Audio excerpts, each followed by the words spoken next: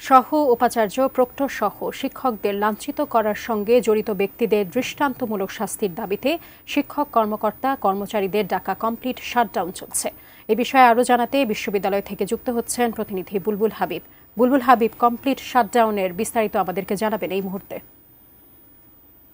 সাজিয়া, আসলে যেহেতু গতকাল সিন্ডিকেটের সভা ছিল এবং সেই সিন্ডিকেটের সভায় আমরা দেখেছি যে সিন্ডিকেটের সভায় সিদ্ধান্ত নেওয়া হয়েছে তারা 5 সদস্যের একটা তদন্ত কমিটি গঠন করেছেন। গত 20 তারিখে পরশু দিনের যে ঘটনায় শিক্ষক এবং ছাত্র যে লাঞ্ছনার ঘটনা ঘটেছে সেটার সেই ঘটনায় পুরো তদন্তের জন্য এবং নিরপেক্ষ বিচার বিভাগীয় তদন্তের জন্য একটা সুপারিশ করা হয়েছে। তো সেটাকে তারা আসলে এখানকার শিক্ষক কর্মকর্তা কর্মচারীরা সেটাকে বলছেন যে এটা একটা দীর্ঘায়িত এবং এটা লোক দেখানো একটা তদন্ত কমিটি গঠন করা হয়েছে। কারণ এর আগে 2 জানুয়ারি যে শিক্ষক কর্মকর্তা কর্মচারীদের 10 ঘন্টার মধ্যে অবরুদ্ধ করে রাখা হয়েছিল, সেই ঘটনায়ও তদন্ত কমিটি গঠন হয়েছিল, কিন্তু সেটার আসলে কোনো ফলাফল তারা পাননি। তো যেহেতু আসলে এই ধরনের ঘটনা ঘটছে এবং এরকম শিক্ষকদের মতো শিক্ষক বিশ্ববিদ্যালয়ের সর্বোচ্চ দ্বিতীয় ব্যক্তির উপরে হামলা ঘটনা ঘটেছে এবং প্রক্টর সহ অন্যান্য শিক্ষকদের উপরে, সেটার প্রতিবাদে তারা আসলে এই কমপ্লিট শাটডাউনের ঘোষণা করছেন। এবং আমরা দেখেছি সকাল থেকে কোনো ক্লাস, পরীক্ষা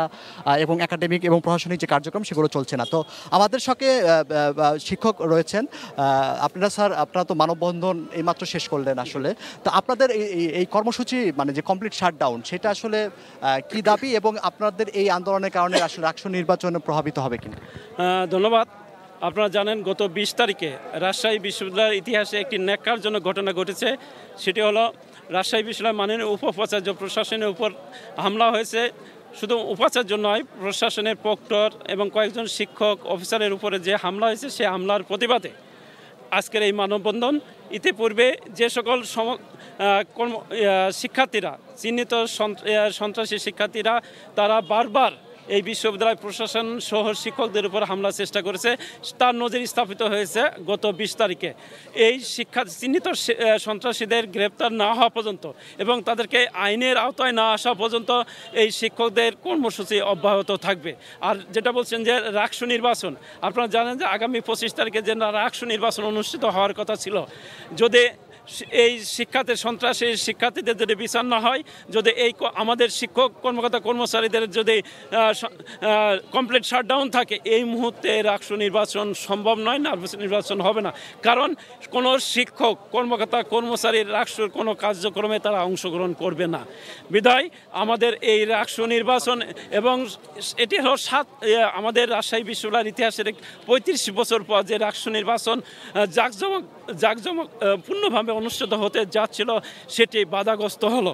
আমরা মনে করি একটি যৌক্তিক সময়ে এবং এই শিক্ষার্থীদের শাস্তি আওতায় না আনা পর্যন্ত এই রাষ্ট্র নিয়ে আমাদের কোনো ভাবনা নাই। আমাদের একটিই ভাবনা যে ছাত্র শিক্ষক কর্মকর্তা কর্মচারীর উপর যারা হামলা চালিয়েছে তাদেরকে এই বিশ্ববিদ্যালয় থেকে স্থায়ী বহিষ্কার এবং তাদেরকে আইনের আওতায় আনা এবং রাজশাহী বিশ্ববিদ্যালয়ের সমস্ত শিক্ষক কর্মকর্তা কর্মচারী এবং শিক্ষার্থীদের নিরাপত্তা না দেওয়া পর্যন্ত এই আন্দোলন অব্যাহত থাকবে।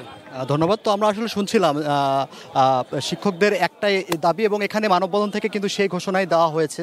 আমরা দেখেছি যে ছাত্রত্ব বাতিল এবং স্থায়ী বহিষ্কারের কথা বলেছে।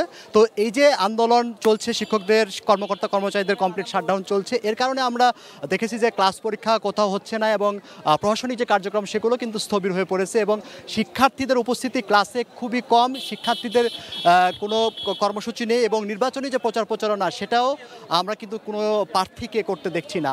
অর্থাৎ রাষ্ট্র নির্বাচন নিয়ে কিন্তু একটা অনিশ্চয়তা সেটা তৈরি হয়েছে। তো সাজিয়া, এই ছিল এখান থেকে শিক্ষক কর্মকর্তা কর্মচারীদের যে কমপ্লিট শাটডাউন চলছে তার খবর।